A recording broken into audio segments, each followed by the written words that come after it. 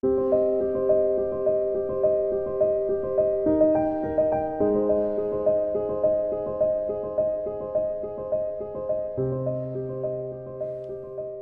have begun. It has started. All right. So our first Q&A session. Pretty exciting. Yeah. This is Peter over here. Hi, Peter. Hey. Hey. This is Steven. Hi. Hi, Steven. Hey. How you doing? Pretty good. This is what was your name again? Jeff. Jeff. Right. I knew it. Jeff. And Matt over here. Right, Matt. Otherwise known as Big Baby. You don't worry about that. All right. You worry about yourself. Corny introductions concluded. Let's continue. All right, so we asked the community to give us some questions that we could answer in this discussion. What are some of the questions that they gave us, Matt? Well, we pulled a couple of them out, and we think there's some good points we can hit in here. So let's just go down. The first one we got is from Dark Crimson. Dark Crimson. That's a cool name. I'm going to paraphrase most of them. I don't really want to quote everybody, but he's pretty much asking, how does a game flow if we don't include factions? A lot of Western players are kind of alienated to the fact that if there's no predefined sides for them, they don't really know, what their motivations are. Right. So, somebody want to take? How do we feel about that? Yeah, I think that's actually a really good question. Personally, I've played a lot of MMOs, as I know you guys have. And I always felt restricted whenever I was a part of a game that assigned me to a faction. I felt I was missing out on half the community that was involved in that game. And a lot of the aspect of a massively multiplayer game like MMOs are is being able to choose your path, who you want to play with, forging alliances, and kind of the politics, the intrigue that's involved with playing the game with so many other people. And I felt factions kind of limited that. So I like that at Ashes of Creation, we're really focusing on allowing the community to drive their own path in those factions, so to speak, with players making guilds and Right. Totally. And I mean, it's not like we're going to be leaving players to kind of, decide, I walked into the game, who is my side? We're going to be putting in things to help people create their own identities. One of those things is our node system. People are going to set up in cities, and those cities will be their own faction of a sort. Right. We kind of want to get away from the word faction, but people will have a way to say, this is my identity, and that's the other side. And that might change over time. Your city might get destroyed, you might go to another city somewhere else, you create new friends, new alliances, and things will constantly be shifting, which I think will be cool for the long-term health of the game. And I think that's another aspect of a non-faction based game that's intriguing, which is that there is a possibility for change. Right. If you're playing a game that's faction based, you're set there in that faction. And there's no movement. And how meaningful is that faction anyway? It turns into this thing of blue players versus red players, and there's not a lot of identity there. There's no, okay, I'm with the elves. What does that mean? Well, there's not really any mechanisms to help me interact with that. Yeah. Here, you'll have a battle leader, a guy who, is rallying the troops. It's not going to be some NPC whose dialogue doesn't get updated, for years, and it will stay relevant throughout the course of the game. For sure. Yeah, factions seem like a very abrupt choice, and I think our focus in general is giving a more fluid choice, because choosing who you play with and where you play is much more nuanced than, like you said, red versus blue. Right, absolutely. And it kind of coincides with the whole overarching message that Ashes is trying to convey, which is player choice should be paramount when you're involving this many players. Right. There shouldn't be restrictions in that regard. Philosophically, we want to stay far away from us telling you what to do, as far as letting you decide what you want to do. But also giving you mechanics that you can play with, right? A structure there that's loose enough to make those choices, but structured enough to give you gameplay opportunities. Correct. So. Yeah. Good question, Dark Crimson. Okay. Well, on that, speaking of the node system, I know a lot of our players are reading through our recent dev journal out, and a couple people are interested on if the world is built from the ground up by them, really. Does that mean it's empty? Does that mean there's nothing there? So we have a question from Jace, and he's essentially asking, will there be things in the world? Will there be POIs or points of interest? That's a good question. Absolutely. It's so when we say the world is going to be, tabula rasa, it's going to be a place for people to go out and kind of like plant their flag and start to grow a civilization. That doesn't mean that nothing existed before the players arrived. There is a big backlog of lore that we have of what happened on this planet before the players come here. And those are going to be part of the POI system, the point of interest system, the quest system, and just places that should be interesting and exciting for people to discover. Right. There is a history to this world, and part of the game is going to be discovering that history. So there's going to be plenty of interesting things out there in the world. Yeah, I think it's less of a fact that there's a blank canvas and more of the fact that you have a lot of paint to work with and creating your own picture. Yeah, absolutely. You know what I mean? So like, when players move out into the world, they're not moving into emptiness. They're moving into a wilderness that has these storylines that you can uncover, these these items that you can find, these treasures that you come across, and then you can build upon when you reach that area, right? So, a blank canvas, not so much. More along the lines of there are many different paths that a community can choose from and move down that path. Right.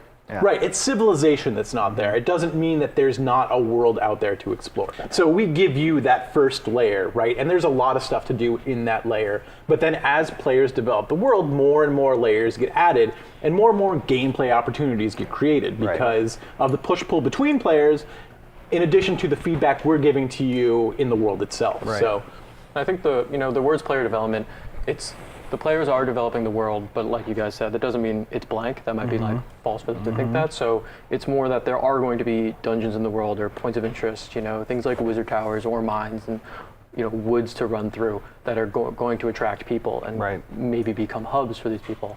But it doesn't necessarily mean that it's completely blank and that they're making every inch of the game. Right. So that's, right. We've got a job to do too, and we're going to do it. Right. Good question, Jace. Was it Jace? Jace? Yes. Jace. J-A-Y-C-E, right? J-A-C-E. Jace. Not quite a planeswalker. All right, well, tangentially related to that, we have a question from Asido, forgive me if I'm getting your name wrong, which I probably am, but he's curious, essentially, what do large guilds have access to? What do those player organizations that spring up, ground roots and people get themselves organized, what are they going to go out there and do? What are they going to, be filling their game time with? That's a good question. I think that it's been pretty common in MMOs that a lot of content for guild play focuses around large guilds. And I think what we're trying to do is make sure that there's content that focuses both on small guilds, medium guilds, and large guilds. And we show that through a lot of the mechanics that are available to this guild play, whether it be leveling up the guild for certain skills, or taking castles, or participating in founding these nodes and towns. There's really a lot of focus on creating content for groups of players, whether it be small or large, to participate in as a community, both the broad community of the game and their local community of their guild. Yeah, that's something you'll probably hear over and over again, is like the local gameplay versus the global gameplay, the micro gameplay of the individual player versus the group gameplay of guilds and the rest of the world. Right. Guilds will fight guilds. Guilds will recruit other guilds to help them fight guilds. There's a lot of layers to it that there's going to be plenty of content for guilds to do, and a lot of really exciting content. I mean, you mentioned taking castles, right? Castles are going to be huge and influential, and I think it's going to be a pretty big trip to watch people fight over them and find ways of taking advantage of them. So I know me personally, when we used to play Lineage 2, those castle sieges were like the epitome of the 2-week, 4-week period, where you would see hundreds or even sometimes thousands of players on the battlefield, if your machine could struggle through it. But, but I mean, being able just to see that type of participation in an event is something that really only guilds can organize to an extent, Right. right?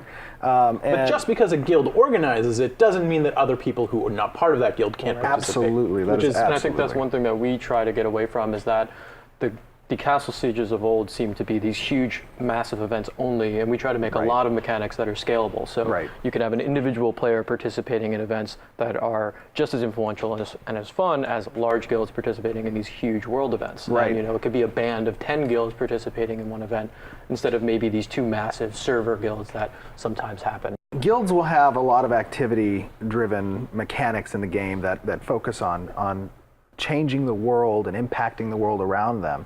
And it's not going to be just restricted to the large guilds, It'll be at a scalable level, like Peter was saying, including castles, Right. And nodes. And I mean, there's lots of, at its core, right, a guild is just an organization of people, right? And as your guild levels up, you'll get perks, but there are things that are extra guild that are similar to that, right? The node provides, I guess I'm talking about things outside guilds, so we should really just focus on what the guilds can do. So, guilds will have levels and Skills. the guild's participation in events in the world will help to level that guild up. Guilds will be able to Have guild halls. right, Guild have guild halls, halls yeah. within nodes. Guild housing. They'll be able to dedicate, time spent on developing nodes to have guild-specific buildings and guild-specific quests within the nodes. Right, participating in the government of nodes through Correct. their guild hall. Yep. The castle system, of course, a very big guild. There will be oriented. guild-specific nodes associated with the castles that people can build up in order to enhance the defense of their areas. Guilds will exert influence over zones if they own castles for those regions. Being able to dedicate support potentially to the economic growth and or the military growth or the divine growth or the scientific crafting growth. Guilds will play a large portion because ultimately guilds focus, as you said, on community. They're just a community of players, a micro community within a larger community. Right. And those guilds are capable of achieving certain specific tasks in a more focused manner than the broader community. Right. Yeah. Right. So yeah, I think that kind of sums up guilds in a nutshell. There's a lot more to them, but I think that's a good overview. Yeah. Okay. We have a couple questions, so I'll just summarize and paraphrase, but a lot of people are interested in what they can build in the world. That open world, static housing, that claiming this little slice of heaven for myself. I know we have a lot of things in the work that we're excited to unveil in the coming months. And Yeah, I think as it pertains to housing, I think we really have three primary focuses in that regard. First and foremost being housing that's buildable by the players in the open world itself. As long as certain parameters are met with the development of local nodes, you'll be able to lay down your claim to a piece of land out in the world. And on that land, you'll have space to build a home. You'll have space to build, farms that you can grow crops in. You'll have space to build different crafting stations and workshops on your piece of land that you can then use towards your proficiencies in different skill sets, such as, weapon crafting, armor crafting, all that kind of stuff, animal husbandry. Housing plays a pivotal role in your character's advancement in basically creating goods for the world around you. Right. And I think we understand how important that role is.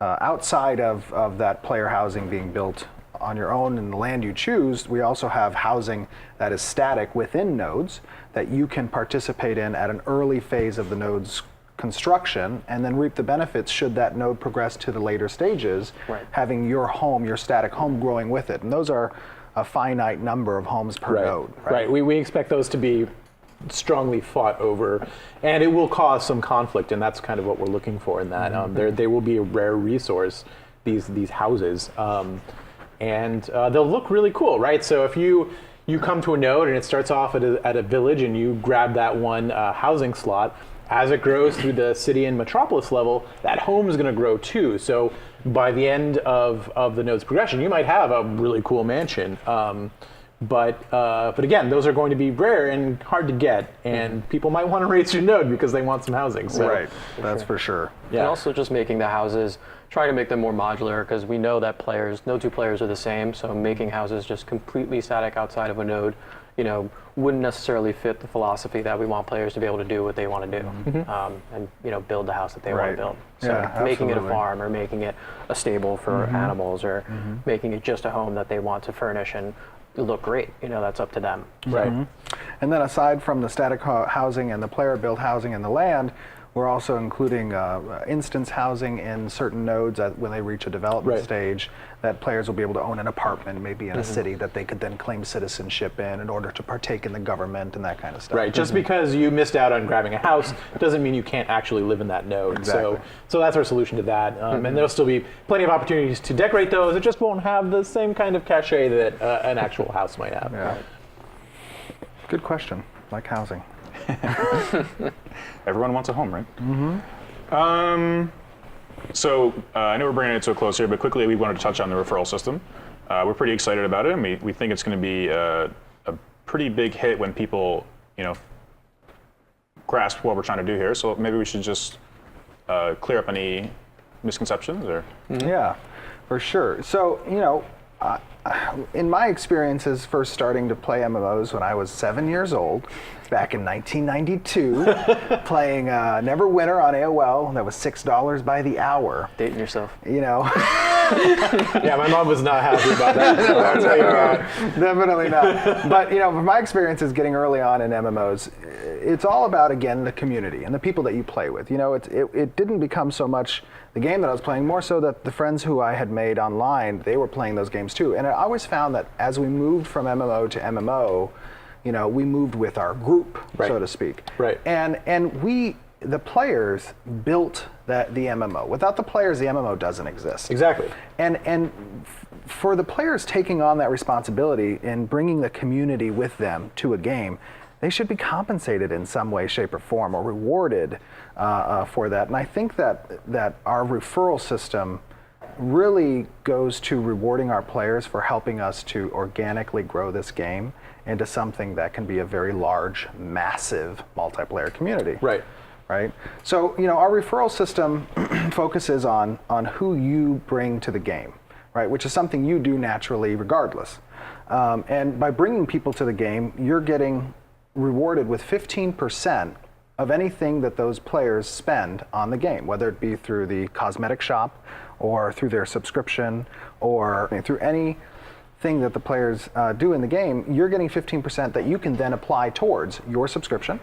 You can get cash back from it, or you can use it in the cosmetic shop as credits as well. I mean, it's as simple as you are bringing value to our game, right? And we want to make sure we thank you for it. I mean, it goes beyond just like, here's a cool, looking thing in the game, right? And now you can actually have something that's usable, and that helps your subscription, and that brings that free-to-play aspect to our game without actually having to follow that kind of economic model. Or go down the dreadful pay-to-win model in the marketplace. Right. And that's something we don't want to do. No. So I think this is a good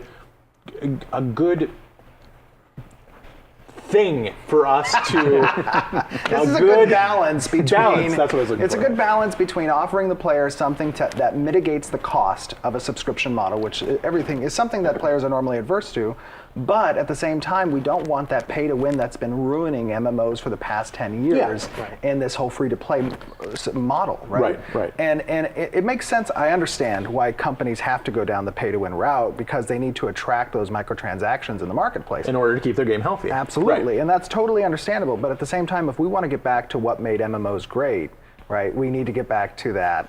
That's close. That's close. I didn't say again. I didn't say great again. I just said great, right? Okay. So if we want to get back to what made them great, ... we have to kind of find that reciprocal relationship with giving the community something back for helping grow our community, right? Right, absolutely. And then at the same time, making sure that pay-to-win aspect never enters our game. Right. Just looking at the models and then saying, well, we want to create a new path of least resistance, right? Absolutely. And we think that a referral system, which is common in games, we're just taking it a step further for people to build the community that they want to build and have an investment in. Absolutely. And in addition, companies, AAA studios that go down the route of a model that forces them to spend a lot of money on advertising, that's money that can't be spent on developing the game. Absolutely. Right. And this system kind of helps our community grow in a more organic way that doesn't require us then to spend the millions of dollars in advertising, right? Because our community is growing via our community. Right. And there's incentive to do it. Absolutely. So. Yeah. Good question. Of course, and I mean, really all it boils down to is we're simply inviting you to play the game, invite your friends to play the game. If you guys like it, you stay and play, and you get reward for it. And that's pretty much it. Yeah. All right. Well, we've gone a little bit longer than anticipated, but we've got a couple of rapid fire questions. Ooh, rapid fire. Let's go. Mostly yes, no, except for the first one. Exciting. So, Jeffrey, Yes. our senior game designer and lead writer, why the name Ashes of Creation? So that was a long discussion that we had. The name basically comes from the phoenix is a huge symbol for us. We have some gods. One of those gods' symbol is the phoenix. They may have or may not have created the world. And it may or may not have died, right? So as with all phoenixes, All right, next question. Answer ambiguity. Next. as with all phoenixes, they rise from the ashes, and this is what the players will be a part of. Is the rejuvenation of this world that has been abandoned for so long. Another point there, in correlation between the name Ashes of Creation is understanding the nature of the world, right? The world is constantly creating, and then there's mechanics for change. And from that change comes new creation, so to speak. So, let's take, for example, the node system. You develop a metropolis after months of work on the server, and then some great battle is fought, and that metropolis falls into the ashes, and out of it again rises more creation. It's great. So there's a correlation there in the name and just the general philosophy of the game's mechanics. Yeah, okay. This is pretty simple, but do we plan on having traditional style raids and dungeons for our players to partake in? Absolutely. Yeah, Yeah, for Pretty sure. quick, so yes there. Absolutely. Yeah, I don't know how much we actually want to say about this, but we're going to have a bunch of different types of dungeons for small groups, dungeons for big groups. Some things will only be able to be tackled by a large number of people. And again, we want to put the massive back in massively. So we want people to participate together and create memories together. So they're important parts of our design. And generally, I think that our dungeons are going to be, for the most part, open world dungeons. We'll have some instance dungeons as well.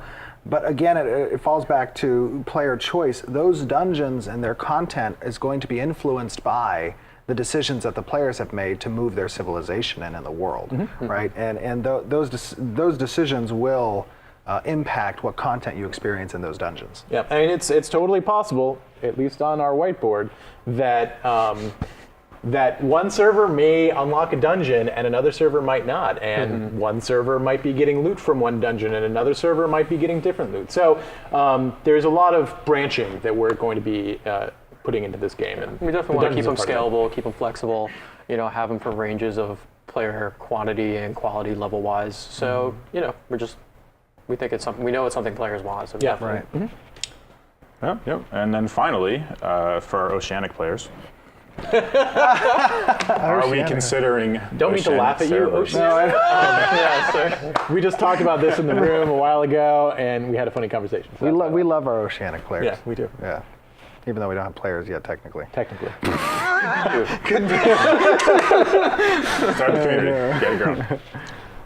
What was the question for the Oceanic players? Are we considering servers specifically in their region? Oh, yes. Yeah, we're going to have regional servers, Yes. and we plan on being, going after where our player base is. So we don't want to, have people telnetting in all the way from across the ocean. So we'll be Very aware of latency issues. Yeah. Everyone is in that cognizant of region, latency so, and lag in their gameplay. So. Yeah. That's definitely something on our minds. Well, that was a pretty broad Q&A, and lengthy. I liked it. Yeah, we'll probably be doing tons more of these. Every day. Every single day. We'll never make a game. We'll just talk about it. We're just gonna talk about it. No. But yeah, we're definitely going to do more of this. It's a lot of fun for us, and I think it's a good way for you guys to get to know us. So yeah, thanks everybody. Cool. Thank you guys. Thank you. Thank you guys. No, thank you, No, thank Steven. you. Thank you. And also with you. And peace be with you.